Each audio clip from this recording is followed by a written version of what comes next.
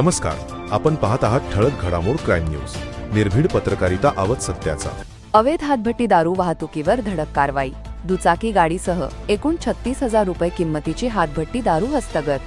दिनांक जुलै 29 रोजी सायंकाळी 4:40 सुमारास पोलीस उपनिरीक्षक बापूसाहेब खंदारे, विनोद पवार, पोलीस हवालदार उबाळे, पोलीस नाईक सुनील कांबळे, पोलीस अंमलदार वैभव भोसले, तुकाराम गुरव असे हद्दीमध्ये पेट्रोलिंग करीत असताना सासवड रोडवरून पॉवर हाऊसकडे जाणारे रोडने एक ज्युपिटर गाडीवरून गावठी हातभट्टी दारूची वाहतूक करून घेऊन जाणार असल्याची पक्की खबर प्राप्त झाली.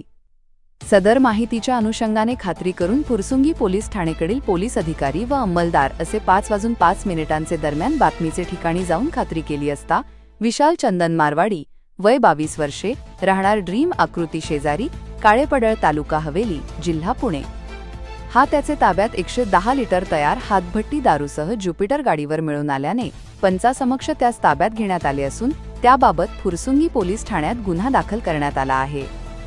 सदरची कामगिरी ही डॉक्टर राजकुमार शिंदे, पोलीस उपायुक्त परिमंडळ 5, पुणे शहर यांचे मार्गदर्शनाखाली अनुराधा उदमले मॅडम, सहाय्यक पोलीस आयुक्त, हडपसर विभाग, पुणे शहर, अमोल मोरे, वरिष्ठ पोलीस निरीक्षक, फुरसुंगी पोलीस स्टेशन यांचे सूचनेप्रमाणे राजेश खांडे पोलीस निरीक्षक गुन्हे तसेच पोलीस उपनिरीक्षक बापूसाहेब खंदारे, विनोद पवार, महेश उबाळे, सुनील कांबळे, वैभव भोसले, तुकाराम गुरव यांच्या पथकाने केली आहे.